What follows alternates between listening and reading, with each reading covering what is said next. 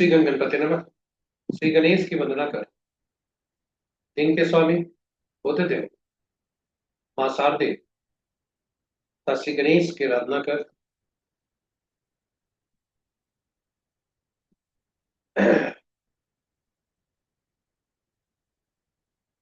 मां दुर्गे की स्तुति कर, विश्व देव का ध्यान धर, गुरुजनों को नमन कर। अभिनंदन करते हैं आपका वरुण इसको द्वारा प्रस्तुत आज के दैनिक पूजा। अस्वस्थता के कारण थोड़ा वीडियो छोटा करने का प्रयास करूंगा, क्योंकि प्रस्तुत बहुत से लोग इंतजार करते रहते हैं प्रस्तुति की और बुखार से जोर से पीड़ित हो। फिर भी चलिए प्रस्तुति पर चलते हैं। ईश्वर का साथ है, फिर कोई दिक्कत नहीं है, परेशानी नहीं। पंचांग, जो दैनिक पंचांग नित्य प्रस्तुत करते हैं, इसमें डेटा जो प्रयुक्त हुए हैं दैनिक पंचांग से लिए जाते हैं। हाँ, तथा छवि, ध्वनि और जन्म तिथि, जन्म विवरण किसी महान विभूति का, वह हम गूगल से लेते हैं और यह प्रस्तुति आप तक यूट्यूब के माध्यम से हम सफलपूर्वक प्रस्तुत करने में सफल हो रहे हैं। पंचांग के जैसे 5 अंग होते हैं, उसी तरह इस प्रस्तुति के भी 5 भाग हैं और 5 भाग में पहला भाग पंचांग मुहूर्त ग्रहों के गोचर से संबंधित है और इसी पहले भाग में से पंचांग और मुहूर्त को लेकर हम अलग से प्रस्तुति करते रहते हैं, जो लघु पंचांग का रूप लेता है। दूसरा भाग नक्षत्र से संबंधित है, जिसे तारा बलम कहते हैं। चंद्रमा जन्म पत्रिका में, कुंडली में जिस नक्षत्र में होते हैं स्थायी रूप से, और आज जिस नक्षत्र में भ्रमण कर रहे हैं, दोनों के अनुसार आज कैसा, इसे हम तारा बलम कहते हैं। चंद्रमा के परिप्रेक्ष्य में यह नवतारा तारा बलम कहलाता है।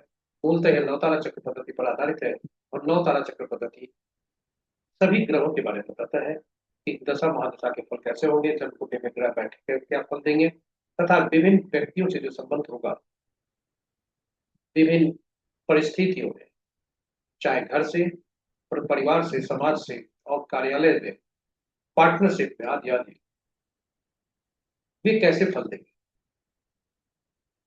ये सभी नवतारा चक्र पद्धति। तो विस्तृत चर्चा प्रस्तुति में तीसरा भाग जन्म राशि के अनुसार कैसा दिन रहेगा। नक्षत्र की तरह चंद्रमा जिस राशि में जन्म कुंडली में है और राशि में जो भ्रमण कर रहे हैं, उसके अनुसार आज कैसा दिन होने के संकेत है। राशि के अनुसार, चंद्र राशि के अनुसार, यह हम इस तीसरे भाग में देखेंगे।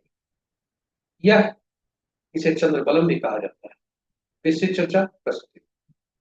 चौथा भाग चौघड़िया से संबंधित है और यह शुभ और अशुभ मुहूर्त बताता है। शुभ और अशुभ मुहूर्त कौन से है, शुभ और अशुभ काल कौन से,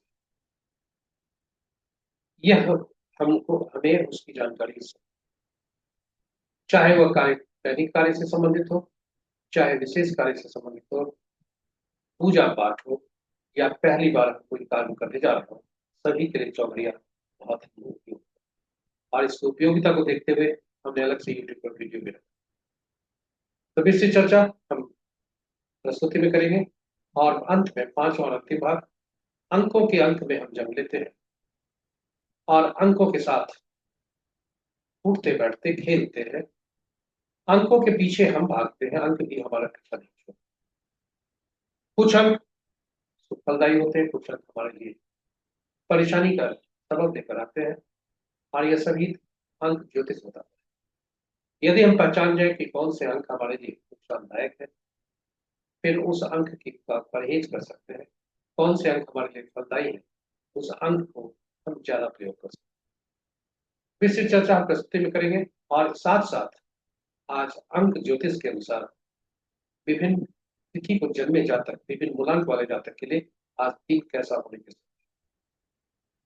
यह हम प्रस्तुति में जाए। तो चलिए अब हम आपको ले चलते हैं पंचांग की परिभाषा की तरफ, पंचांग आम बोलचाल की भाषा में शुभ और अशुभ मुहूर्त जानने का माध्यम है, परंतु वास्तव में ऐसी नहीं है। इसकी जीवन में अहम भूमिका होती है। पंचांग हम सब के व्यक्ति के निर्णय क्षमता को सुदृढ़ करता है, आत्मबल बढ़ाता है। पंचांग प्रकृति और ब्रह्मांड की ऊर्जा के साथ संतुलन स्थापित करने में सहायक होता है, जिससे जीवन में शांति, समृद्धि और सकारात्मकता का संचार होता है। अतः पंचांग का अनुसरण करके हम अपने जीवन को अधिक सफल और समृद्ध बना सकते हैं। तो चलिए, पंचांग की अहम भूमिका को देखते हुए हम सब आइए पंचांग का अनुसरण करें और पंचांग का अनुसरण करके अपने जीवन में शांति, समृद्धि और सकारात्मकता का संचार सुनिश्चित करते हुए अपने जीवन को अधिक सफल और समृद्ध बनाएं।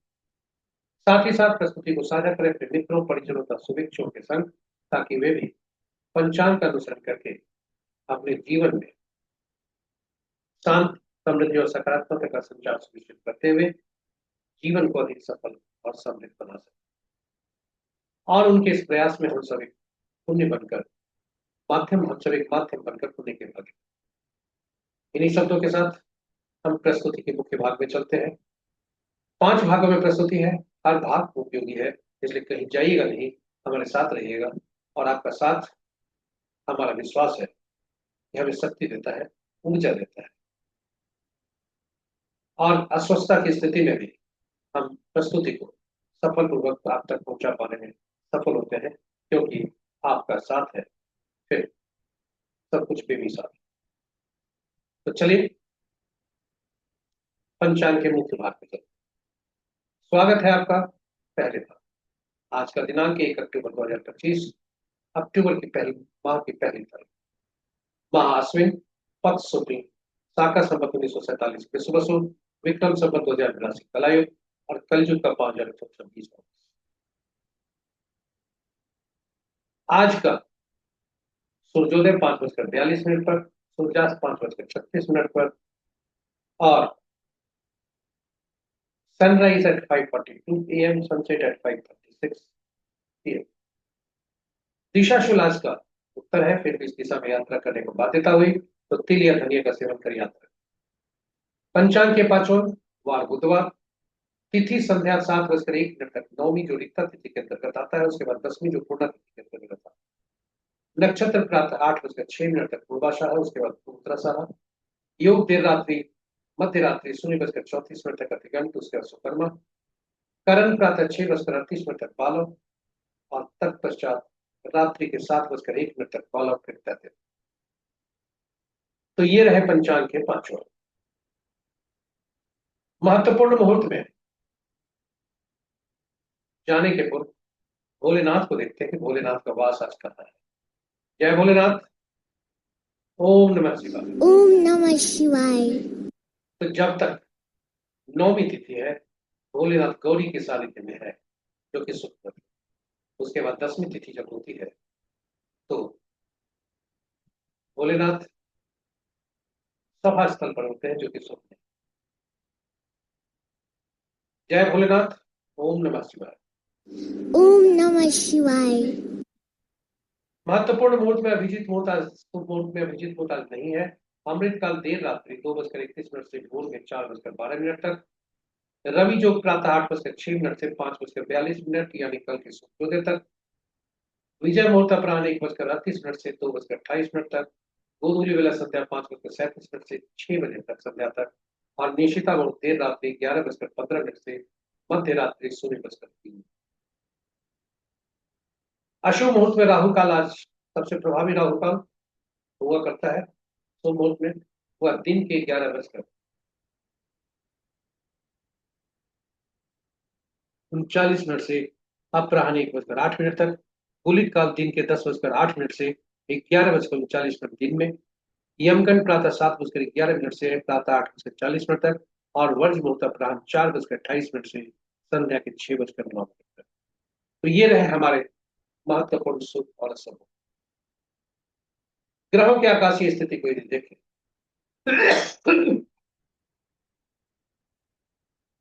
तो बुध देव, बृहस्पति देव ये वृद्धावस्था की ओर अग्रसर हो रहे हैं, क्योंकि इनको राशि परिवर्तन कर दिया। शनिदेव वक्र अवस्था में है, इसलिए उल्टी के जो चाल है और इस के ग्रहण के घटते जा रहे हैं, इसलिए शिशु अवस्था। शेष ग्रह मजबूत अवस्था। राशि के अनुसार यदि देखें तो मित्र राशि में एक ग्रह है, शत्रु राशि में तीन ग्रह है, सम राशि में चार ग्रह है और अपनी ही राशि में एक ग्रह। और अपने राशि में जो एक ग्रह है वे है बुधदेव।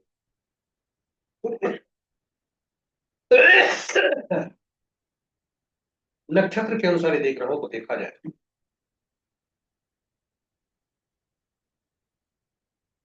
तो मित्र नक्षत्र में तीन ग्रह, शत्रु नक्षत्र में दो ग्रह, सम नक्षत्र में तीन ग्रह, अपने नक्षत्र में कोई ग्रह नहीं।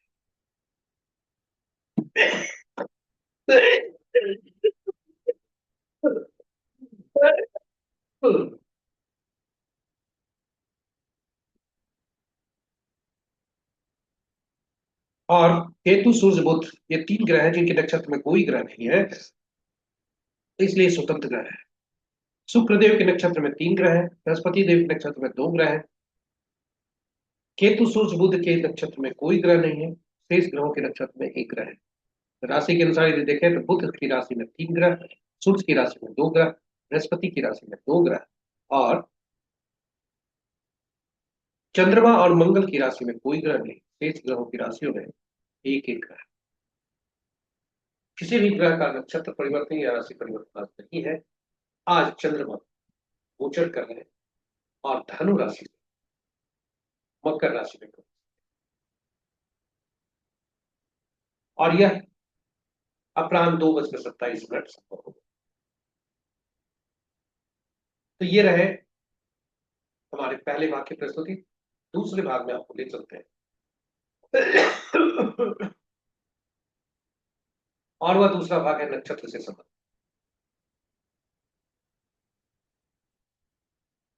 इसे हम ताराबलम कहते हैं।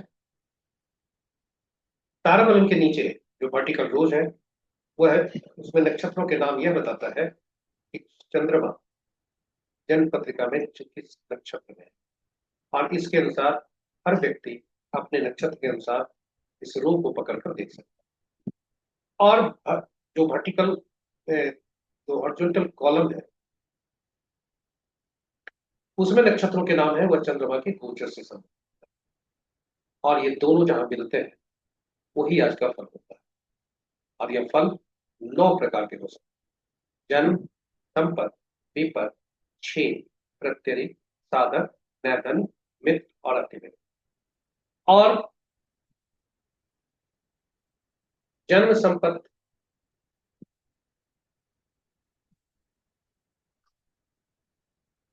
जन्म और विपत, प्रत्यरि और नैधन ये अशुभकारी होते हैं। संपत, क्षेम, साधक, मित्र, अतिमित्र ये शुभकारी। जब भी आज का तारा आपका यदि जन्म, विपत, प्रत्यरि या नैधनी में हो तो फिर हम उसे किसी भी कार्य को आज नहीं करते और उसको टालते हैं, उसको पोस्टपोन करते हैं दूसरे दिन, क्योंकि उसमें अशुभता ज्यादा होने की संभावना होती है। और ये जन्म, विपत, प्रत्यय और नैथनी जो होते हैं इनकी अगर मात्रा देखें तो अशुभता की मात्रा तो जैसे जैसे इनकी संख्या बढ़ती है, जन्म में कम, विपत में उससे ज्यादा, प्रत्यय में उससे ज्यादा और नैथनी में सबसे ज्यादा। उसी प्रकार संपत में कम, शुभता क्षेम में उससे ज्यादा, साधक में उससे ज्यादा और मित्र और अति मित्र में सबसे ज्यादा। इसे हम तारा बलम के अनुसार देखते हैं। और मूलतः यह नौ तारा चक्र पद्धति पर आधारित है। और नौ तारा चक्र पद्धति जिसके अनुसार हम दशा महादशा का फल, कौन से ग्रह कैसा फल देंगे, कौन से ग्रह जन्म कुंडली में कैसा फल देंगे और कौन सा जातक हमारे लिए सुखकारी होगा, कौन सा समस्या करने करके आएगा, यह सभी हम नौ तारा चक्र पद्धति से देखते हैं। क्योंकि नौ तारा चक्र पद्धति मूलतः एक सिद्धांत पर है कि ग्रहों के पर नक्षत्र होते हैं, ग्रह अपना फल नहीं देते, नक्षत्र अपना फल।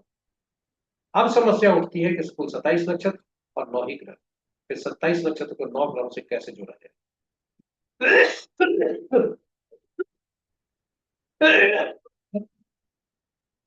और इसे इस प्रक्रिया को इस प्रकार किया गया, कुल 27 नक्षत्रों को 9 नक्षत्र के समूह में कर 3 श्रेणी में रखे गए, और ये 3 श्रेणी 9 नक्षत्र का एक श्रेणी, 10 से 18वां तक दूसरा श्रेणी, 19वां से 27वां तक तीसरी श्रेणी। और इन नक्षत्रों को ग्रहों से कैसे जोड़ा गया? ग्रहों को, कुल 9 ग्रह को महादशा के क्रम में रखा गया। केतु पहला ग्रह, शुक्र दूसरा, सूर्य तीसरा, चंद्रमा चौथा, मंगल पांचवा, राहु छठा, बृहस्पति सातवां, शनि आठवां और बुध नौवां। अब पहले जो नक्षत्र हुआ हर समूह में से, यानी पहला, 10वां और 20वां नक्षत्र, इनका स्वामित्व केतु देव को मिला। दूसरा, 11वां और 20वां नक्षत्र का स्वामित्व शुक्र देव को गया, और इसी क्रम में चलते हुए 9वां, 18वां, 27वां नक्षत्र का स्वामित्व बुध देव को गया। और यह जो सीरीज चली, उसके बाद जो ग्रहों और नक्षत्रों का संबंध हुआ वो इस प्रकार। केतु देव के नक्षत्र में अश्विनी, माघा, मूला, जो क्रमशः पहला, 10वां और 20वां नक्षत्र। शुक्रदेव में भरणी, पूर्वा, फाल्गुनी और पूर्वाषाढ़ा, जो क्रमशः 2, 11, 20वां है। और इसी तरह आप देखें तो सभी नक्षत्रों के को ग्रहों से जोड़ दिया गया। अब फलित कैसे करते हैं, ये बहुत ही महत्वपूर्ण है, इस पर ध्यान दें, क्योंकि हमें बोलने में थोड़ी समस्या हो रही है, बोलने का मन नहीं कर रहा, लेकिन फिर भी ध्यान से इसे देखेंगे। फलित कैसे करते, यह फलित आपके लिए बहुत ही महत्वपूर्ण है, जानने के लिए ज्ञानवर्धक भी होगा और उपयोगी। इसे ध्यान से सुनिए। जिस जन्म पत्रिका में जो जो नक्षत्र में जिस है चंद्रमा, उसे हम उसके स्वामी को पहला ग्रह मानते हैं। मान लीजिए किसी व्यक्ति का जन्म उत्तरा फाल्गुनी नक्षत्र में हुआ है, तो उसके स्वामी सूर्यदेव बनेंगे, और सूर्यदेव पहला ग्रह बनेगा। दूसरा चंद्रदेव, तीसरा मंगल, चौथा राहु, पांचवा बृहस्पति, छठा शनि, सातवां बुध, आठवां केतु, नौवां शुक्र। अब फलित जब करते हैं तो देखेंगे कि पहला ग्रह सूर्य जो है मिश्रित फल देंगे या शुभकारी होंगे। दूसरा चंद्रमा शुभकारी होगा, संपत्ति का कारक होगा। और तीसरा मंगल पीड़ादायक होगा। चौथा राहु शुभकारी होगा। पांचवा बृहस्पति समस्या का कारक होगा। छठा शनि शुभकारी, और सातवां बुध अति अशुभकारी।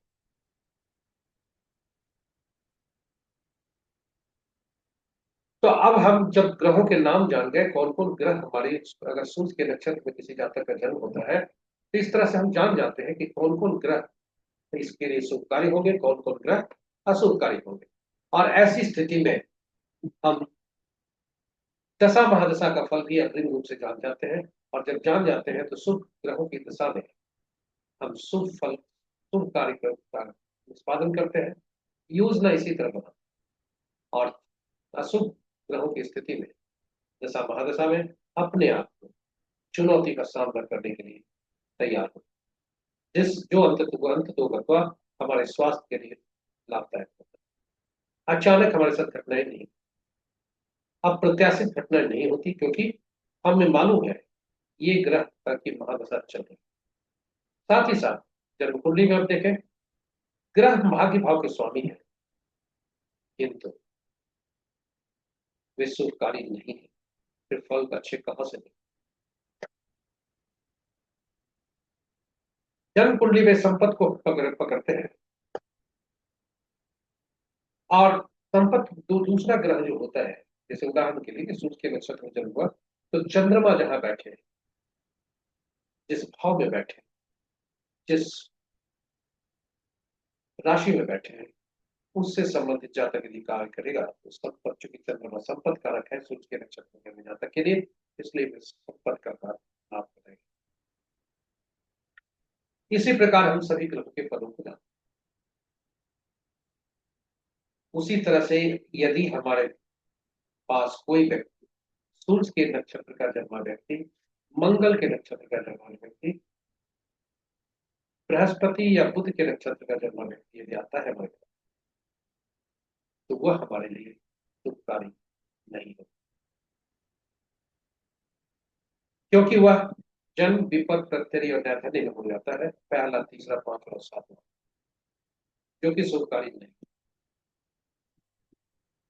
इसलिए व्यवसाय करते समय, कोई भी एग्रीमेंट करते समय, डॉक्यूमेंट साइन करते समय, ये हम दूसरे जातक के बारे में जानने का प्रयास करेंगे, उसके नक्षत्र का, उसके ग्रह कितना लाभकारी है। इसलिए नवतारा चक्र पद्धति काफी ही लाभकारी है, और इसलिए यूट्यूब पर हमने अलग वीडियो रखा है जो आपके लिए उपयोगी होगा, ऐसा हमारा विश्वास। आप उसे संदर्भित करें, देखें और उसे लाभ दें। अब हम आपको वापस ले चलते हैं तारा बलों। आज का चंद्रमा 8:06 सुबह पर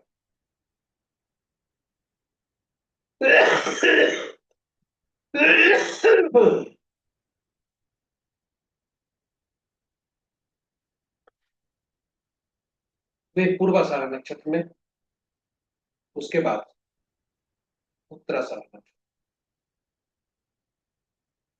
और इस तरह यदि हम भरणी, पूर्वा फाल्गुन या पूर्वाषाढ़ा नक्षत्र की जन्म जातक के बारे में देखें, तो पहला भाग जन्म में पड़ता है, दूसरा भाग संपत्ति में पड़ता है, जो कि शुभकारी। दूसरा यदि हम नक्षत्र लें, यदि पुनर्वसु, पूर्वा भाद्रपद, विशाखा नक्षत्र को देखें, तो पहला भाग प्रत्ययी है, जो कि अशुभकारी है, दूसरा भाग साधक है, जो कि शुभकारी।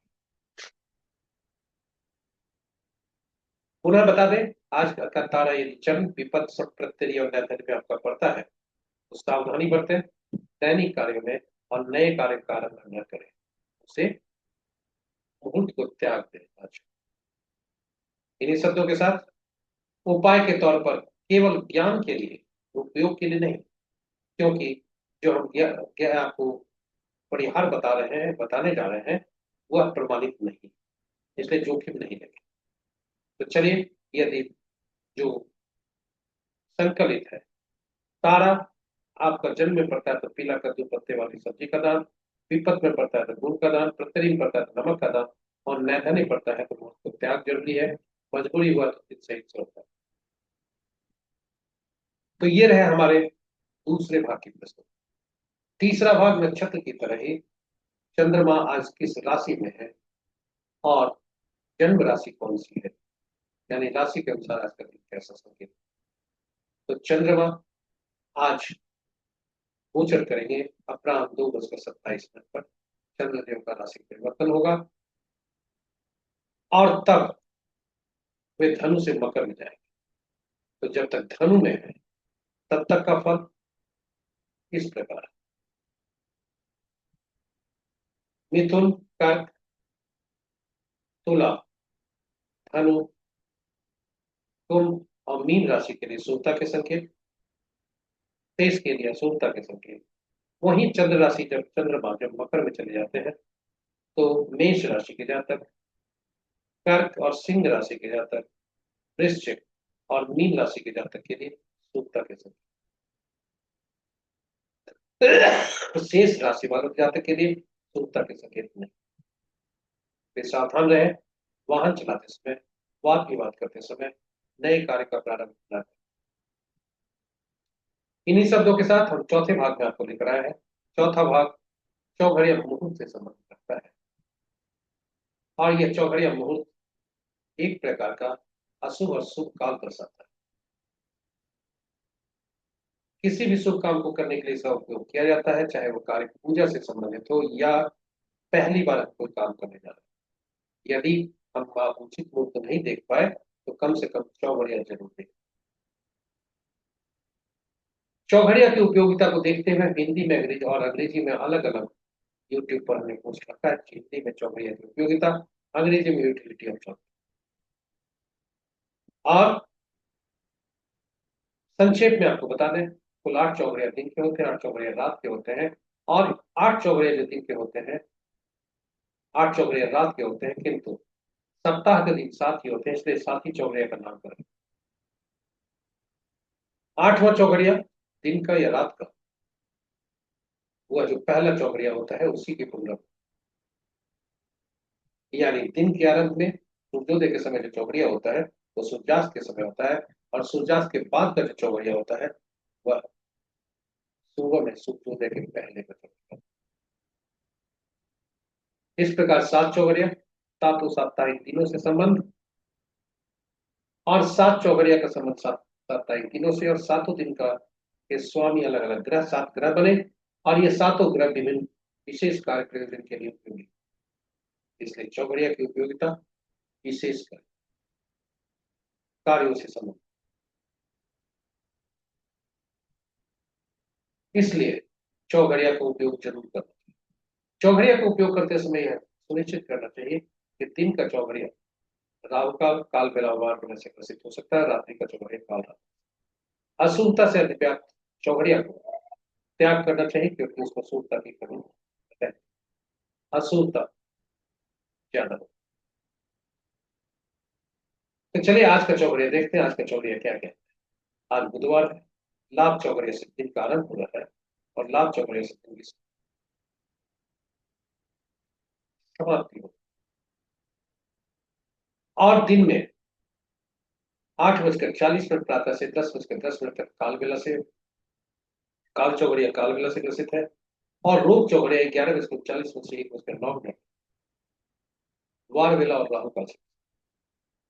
रात्रि का चौघड़िया लाभ चौघड़िया 2:41 से 4:11 भोर तक है, वह काल रात्रि से।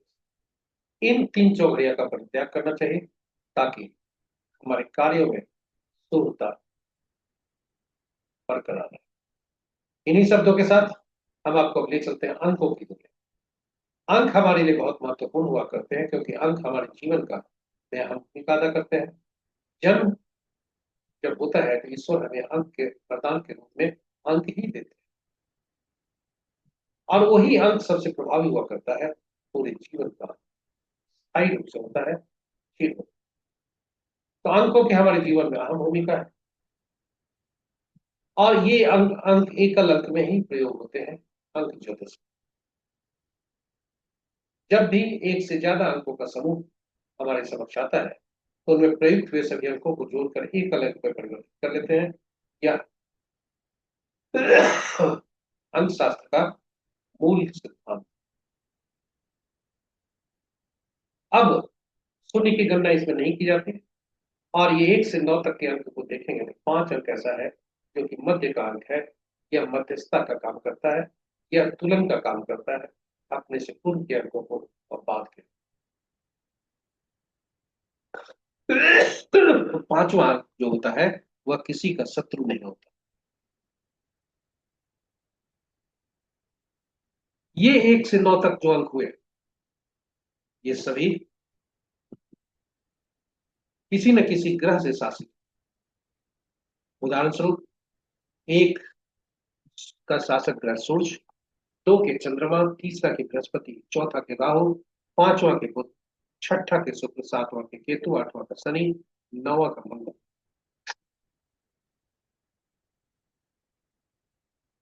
और इन अंकों को अंकों की दुनिया में उनकी उपयोगिता से संबद्ध कर अलग नाम से पुकारा जाता है।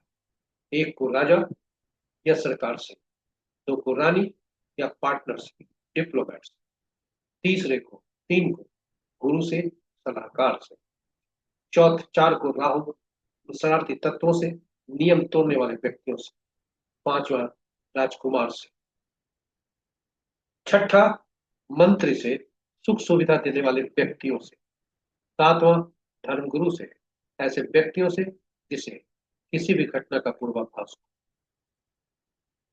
8वां नीचे समाज के नीचे तबके के लोगों से, अधीनस्थ से, अधीन काम करने वाले लोगों से, और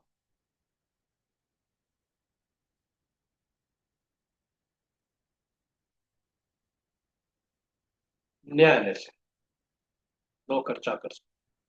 9वां सेनापति से, पुलिस से, डॉक्टर से, और गुरु से। ये सभी एक से 9 अंकों को अलग नामों से पुकारा है।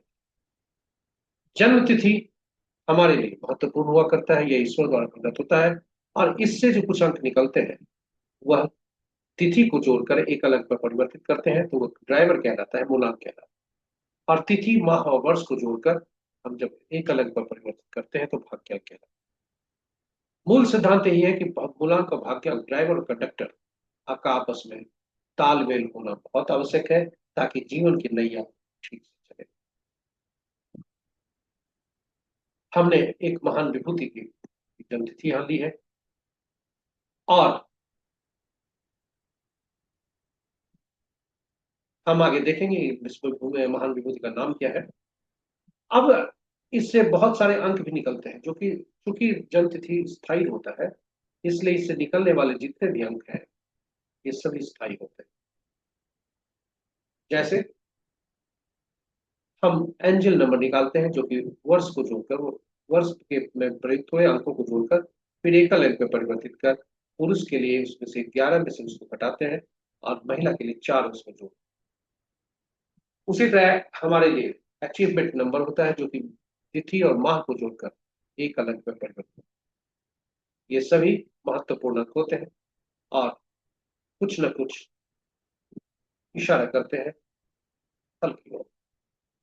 अब यदि हमारे लिए, ये तो स्टैटिक अंक हुए जो कि हमारे ईश्वर द्वारा प्रकट हुए, डायनेमिक अंक होते हैं जिसे हम बनाते हैं।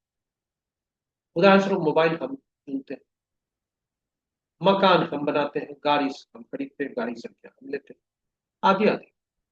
ये सभी कुछ न कुछ ऊर्जा देकर जाते हैं, हो सकता है सकारात्मक या नकारात्मक। अब हम कैसे जाने, सब कैसे जाने कि कौन से ग्रह नकारात्मक देंगे, कौन से ग्रह सकारात्मक देंगे, ये हम थोड़ी ही देर में आपको बताएंगे। सबसे उपयोगी और जो जिसकी लंबी आयु होती है, जो सांख की जो डायनेमिक अंक होता है, वह होता है नाम। क्योंकि नाम से जो ऊर्जा होती है वह जीवन पर्यंत देती रहती है। तो नामांक, आपको आश्चर्यचकित होगा, नाम का अंक यह कहां से आया। जी हाँ, नाम के अक्षरों में जो अल्फाबेट प्रयोग होते हैं उनका अंकीय मूल्य होता है, और उसी अंकीय मूल्य से नाम को परिवर्तित कर हम एक अलग में परिवर्तित करते हैं।